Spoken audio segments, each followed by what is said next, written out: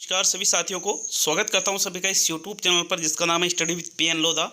साथियों, रीट एग्ज़ाम 2022 के लिए जो कि आपके जुलाई में है, बहुत ही कम समय आपके पास बच रहा है। शिक्षण विधियों के 100 टेस्टों की सीरीज चल रही है जिसमें आज हम शिक्षण विधियों का पेपर नंबर 58 हल करने वाले हैं। बहुत ही शानदार 25 प्रश्न देखने को मिलेंगे और आपका टारगेट रहेगा 20 प्रश्नों को सही करने का। लेवल 1 के लिए और लेवल 2 के लिए बेहद ही उपयोगी ये टेस्ट सीरीज है। देखिएगा, 2500 प्रश्न यहाँ पर प्रोवाइड आपको किए जा रहे हैं। 2500 प्रश्न हैं साथियों। तो मेरा दावा है यदि आप इन 2500 प्रश्नों को हल करते हो तो निश्चित रूप से शिक्षण विधियाँ आप बिल्कुल चुटकियों में हल कर सकते हो। तो चलिए आज की इस वीडियो को शुरू करते हैं। पहला प्रश्न देखेंगे। प्रश्न नंबर 1 है, गणित शिक्षण में एक त्रिभुज के अंदर अनेक त्रिभुज बनाकर त्रिभुजों की संख्या पता करना, यह गणित के किस ज्ञान के विकास पर आधारित है? आध्यात्मिक विकास, चारित्रिक विकास, तर्क शक्ति का विकास और कौशलात्मक विकास।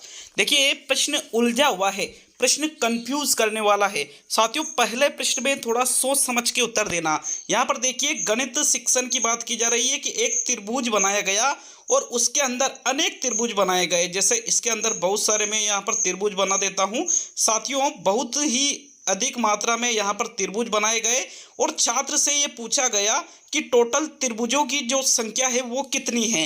अब यहाँ पर छात्र से त्रिभुजों की संख्या पूछी, ये जो भीतर त्रिभुज बन रहे टोटल। तो साथियों, इस प्रकार के जो प्रश्न होते हैं वो बालक कौशलात्मक विकास नहीं बल्कि तर्क शक्ति का विकास करते हैं। किस पर आधारित है? तर्क शक्ति के विकास पर। तीसरा विकल्प आपके पहले प्रश्न में सही है। देखिए, मैं आपको बता दूं, अगर आप चौथे विकल्प पे जा रहे हो कौशलात्मक विकास पर, तो साथियों त्रिभुज बनाना कौशलात्मक विकास है, लेकिन त्रिभुज के अंदर बहुत सारे त्रिभुज यहाँ पर बना दिए जाए और बालक से यहाँ पर पूछी जाए कि भाई कितने त्रिभुज टोटल इसके अंदर है, तो बालक गिनेगा उनको कि इस प्रकार इधर ये एक त्रिभुज यहाँ बन रहा है। तो मतलब यहाँ पर उसकी तर्क शक्ति का विकास हो रहा है। अगर आपको लगता है कि चौथा विकल्प इसमें सही है तो कमेंट बॉक्स में कमेंट कर सकते हो, लेकिन प्राथमिकता इसमें तीसरे विकल्प को दी जाएगी। चलिए नेक्स्ट प्रश्न नंबर 2 की ओर बढ़ते हैं। तो आपके दूसरा प्रश्न साथियों, प्रश्न नंबर 2 है, प्राथमिक स्तर पर कविता शिक्षण की उपयुक्त प्रणाली है तुलना प्रणाली, व्यतिरेकी प्रणाली, अभिनय प्रणाली और व्यास प्रणाली। मतलब इनमें से कौन सी विधि प्राथमिक स्तर पर कविता शिक्षण के लिए उपयुक्त मानी जाती है? प्रश्न संख्या 2 में आपके जो सही उत्तर है साथियों वो रहेगा विकल्प नंबर 3। प्राथमिक स्तर पर कविता शिक्षण की उपयुक्त प्रणाली कौन सी होती है? अभिनय प्रणाली होती है। थर्ड विकल्प आपके दूसरे प्रश्न में सही है। नेक्स्ट प्रश्न संख्या 3 की ओर बढ़ेंगे। तो चलिए तीसरा प्रश्न देखेंगे। यहाँ पर तीसरा प्रश्न है, योजना विधि का सिद्धांत नहीं है। प्रयोजन का सिद्धांत, क्रियाशीलता का सिद्धांत, निरुद्देश्यता का सिद्धांत और उपयोगिता का सिद्धांत। तो जो योजना विधि का सिद्धांत नहीं है, प्रश्न संख्या 3 में आपको उसका चयन करना है।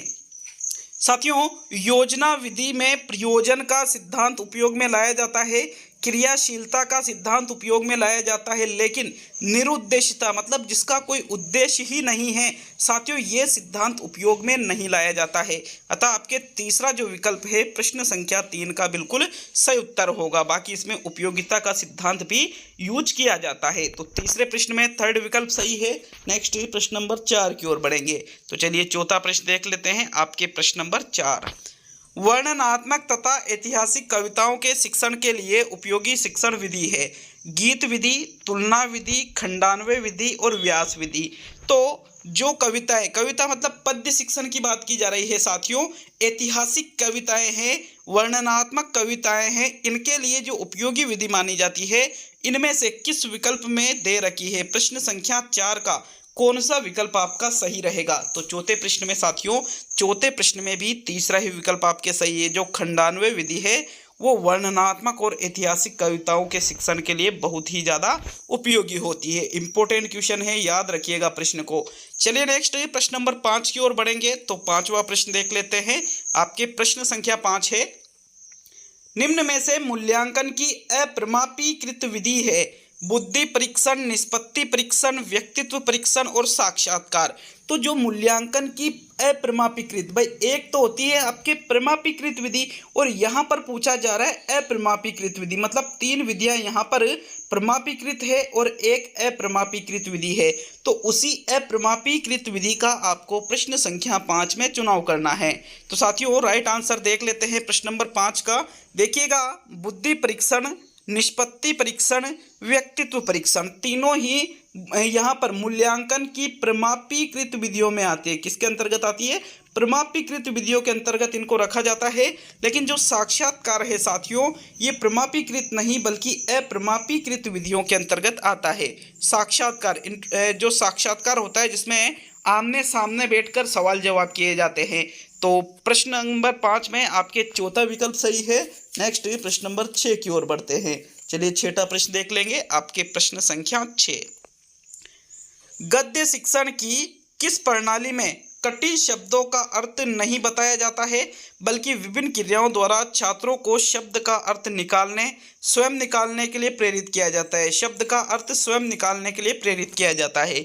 तो वो प्रवचन विधि है, वो व्याख्यान विधि है, वो उद्बोधन विधि है, या फिर वो व्याकरण विधि है? बताइए प्रश्न संख्या 6 में आपके कौन सा विकल्प सही रहेगा।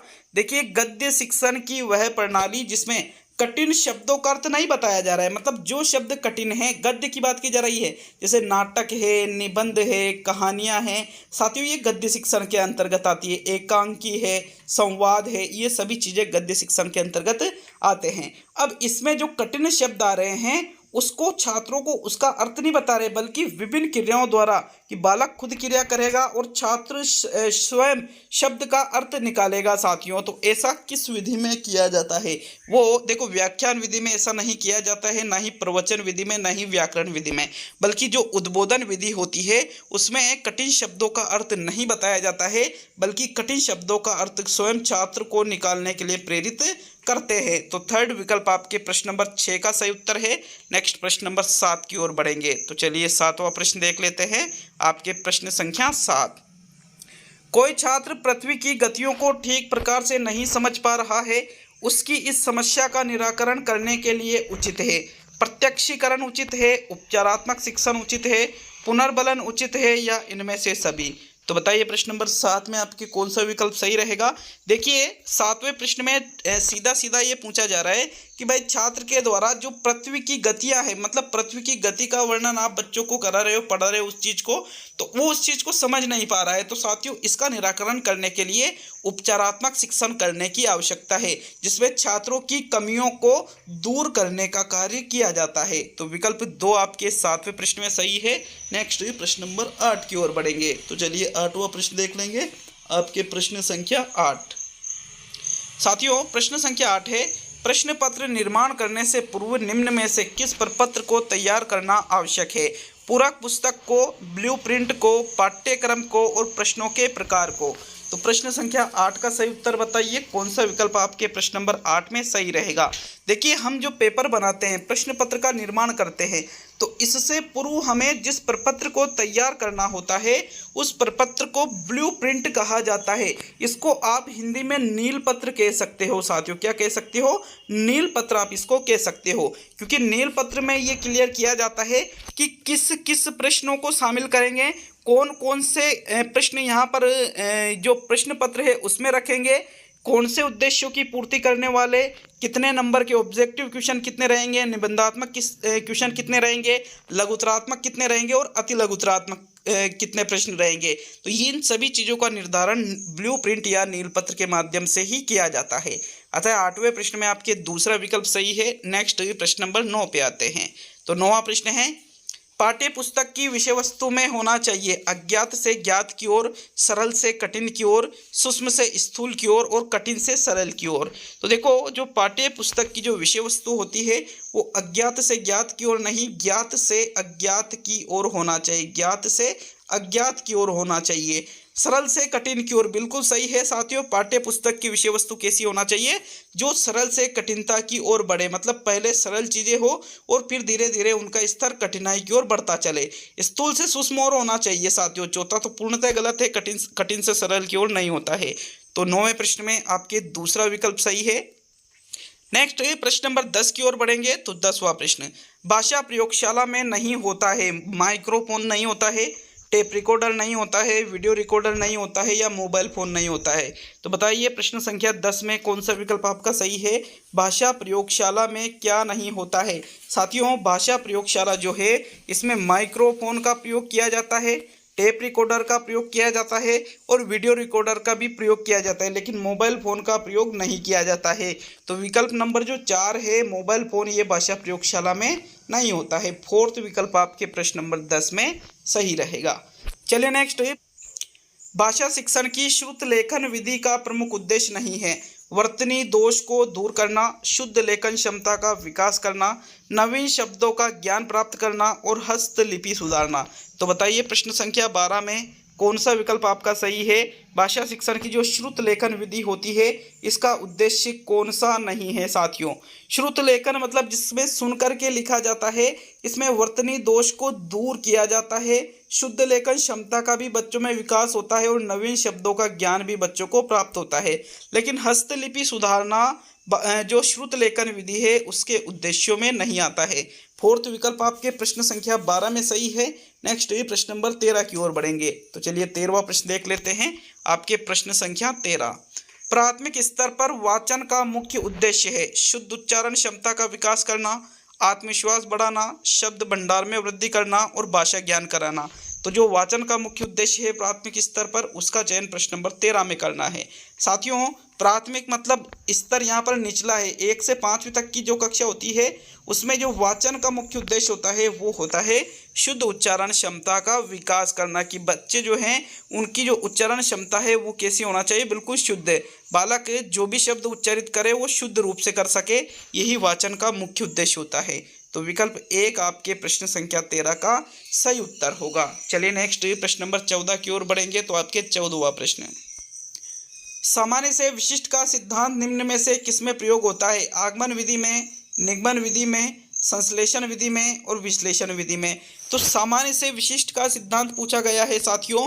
बात की जाए अगर विशिष्ट से सामान्य के सिद्धांत की तो वो तो आगमन में होता है, लेकिन सामान्य से विशिष्ट का जो सिद्धांत है वो किस में होता है, आगमन में नहीं होगा साथियों। आगमन में तो विशिष्ट से सामान्य की ओर बढ़ा जाता है।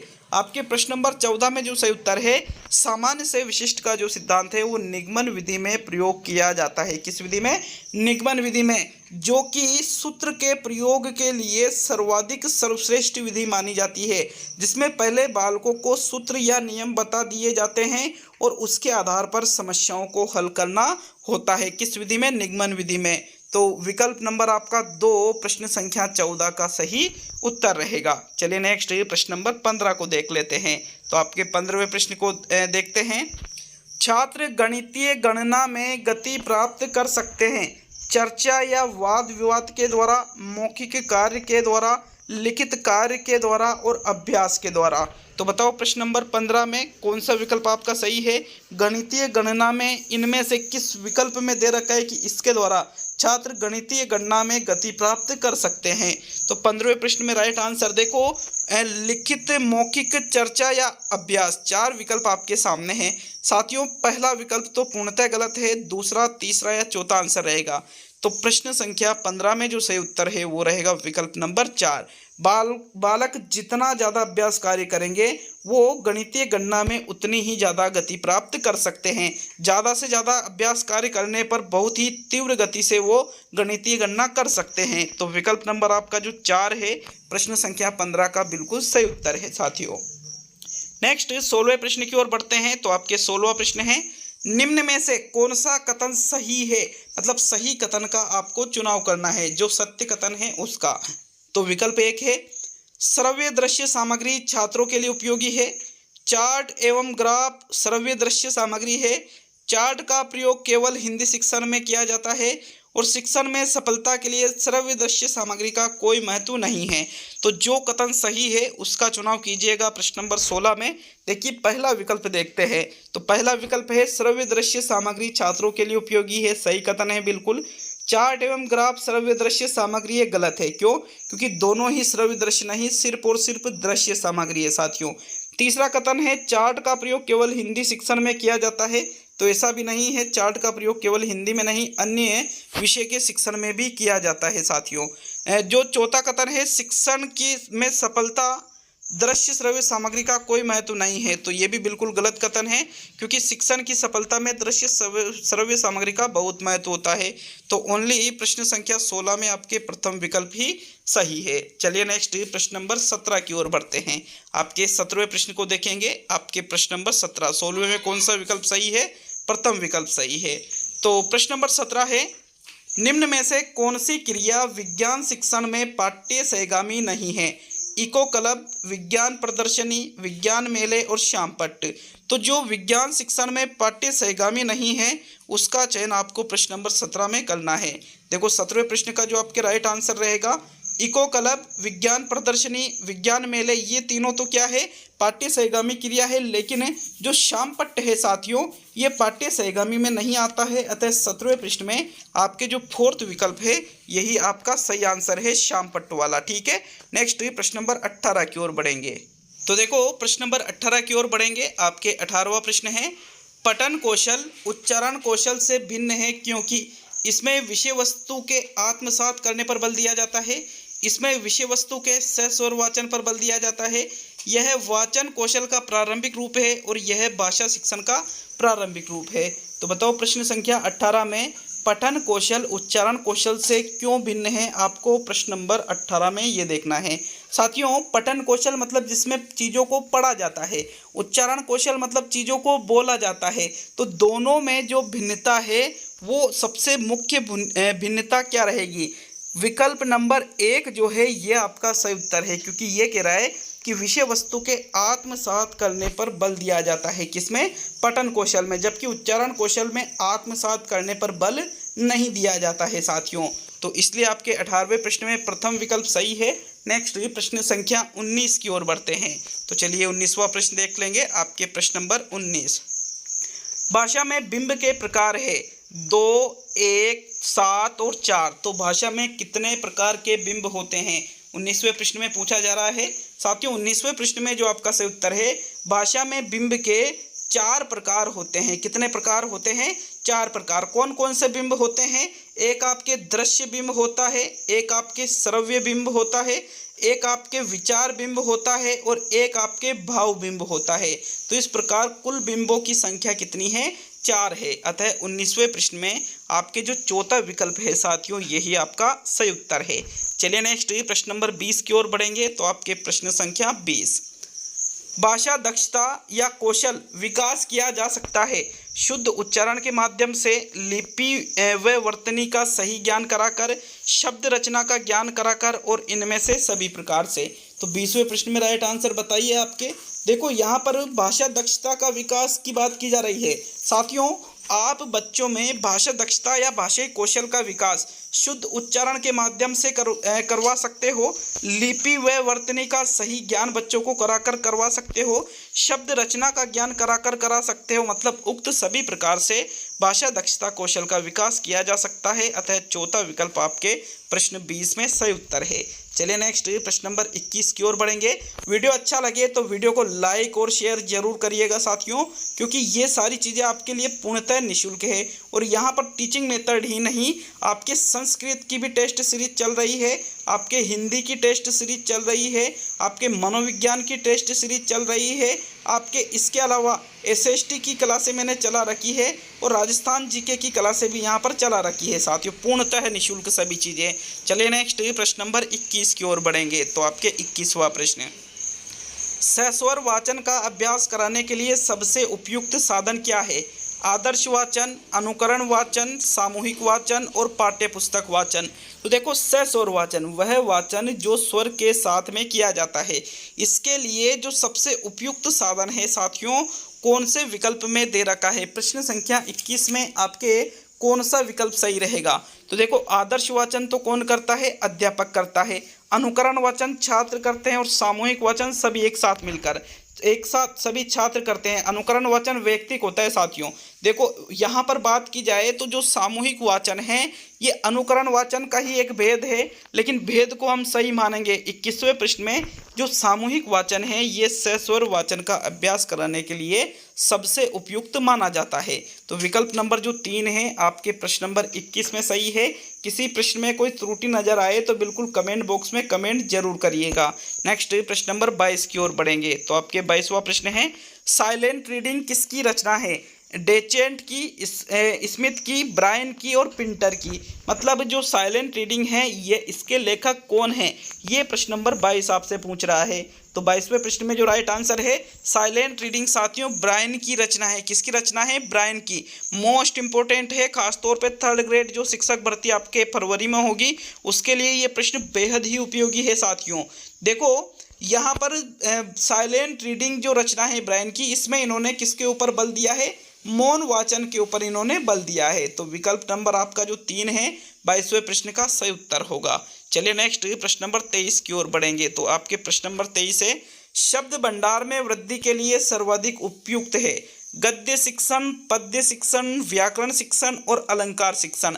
देखो शब्द भंडार में यदि आपको वृद्धि करनी है तो इसके लिए जो शिक्षण सर्वाधिक महत्वपूर्ण है उसका चयन प्रश्न नंबर 23 में करना है। साथियों 23वें प्रश्न में अगर हम देखें तो व्याकरण, पद्य या अलंकार शिक्षण नहीं बल्कि जो गद्य शिक्षण होता है, जैसे आपके नाटक है, कहानी है, निबंध है, एकांकी है, संवाद है, आत्मकथा है, ये सभी चीज़ें गद्य शिक्षण के अंतर्गत आती है। तो शब्द भंडार में वृद्धि के लिए किसको उपयुक्त माना जाता है? गद्य शिक्षण को उपयुक्त माना जाता है। 23वें प्रश्न में आपके प्रथम विकल्प सही रहेगा। नेक्स्ट आज के सेकंड लास्ट मतलब 24वें प्रश्न की ओर बढ़ते हैं। वीडियो अच्छा लगे तो लाइक और शेयर जरूर करिएगा और चैनल पर नए हो तो चैनल को सब्सक्राइब करके बेल आइकन ऑन कर लेना ताकि प्रत्येक वीडियो का नोटिफिकेशन आप तक पहुंच सके। चलिए नेक्स्ट प्रश्न नंबर 24 की ओर बढ़ेंगे। तो आपके 24वां प्रश्न, इनमें से दृश्य सामग्री नहीं है छायाचित्र, श्यामपट्ट, OHP और सिनेमा। तो कौन सी सामग्री दृश्य नहीं है प्रश्न नंबर 24 में? साथियों जो छायाचित्र होता है, छायाचित्र का मतलब क्या होता है? फोटो। जो फोटो होता है साथियों उसी को क्या कहते हैं? छायाचित्र कहते हैं। तो ये एक दृश्य सामग्री है जिसमें सिर्फ दिखाई देता है। श्यामपट्ट भी एक दृश्य सामग्री है। OHP ओवरहेड प्रोजेक्टर भी एक दृश्य सामग्री है। लेकिन जो सिनेमा है ये दृश्य सामग्री नहीं है बल्कि सिनेमा दृश्य श्रव्य सामग्री है। कैसी है? दृश्य श्रव्य सामग्री है। अतः आपके विकल्प नंबर जो 4 है ये आपका प्रश्न नंबर 24 का बिल्कुल सही उत्तर है। अब आज का अंतिम और 25वां प्रश्न देख लेते हैं। भाषाई कौशलों में सबसे कठिन कौशल किसे माना जाता है? श्रवण कौशल को, वाचन कौशल को, पठन कौशल को और लेखन कौशल को। तो भाषाई कौशलों में देखो भाषाई कौशलों की संख्या कितनी होती है? 4 होती है। सुनना, बोलना, पढ़ना, लिखना, श्रवण, वाचन, पठन, लेखन। इसमें साथियों श्रवण सबसे सरल कौशल है और प्रारंभिक कौशल है। लेखन सबसे कठिन कौशल है और भाषाई कौशलों का अंतिम रूप भी है। यह चौथे प्रकार का कौशल है जो सबसे लास्ट में सीखा जाता है। तो विकल्प नंबर आपके जो 4 है 25वें प्रश्न का सही उत्तर है। तो इस प्रकार आज हम यहाँ पर शिक्षण विधियों का पेपर नंबर 58 कंप्लीट कर चुके हैं। अब आपके साथियों यहाँ 42 टेस्ट आना और बाकी है शिक्षण विधियों के। तो ये टेस्ट सीरीज आपको कैसी लगी कमेंट करके हमें ज़रूर बताइएगा। मिलते हैं नेक्स्ट वीडियो में। वीडियो को लाइक शेयर जरूर करें साथियों।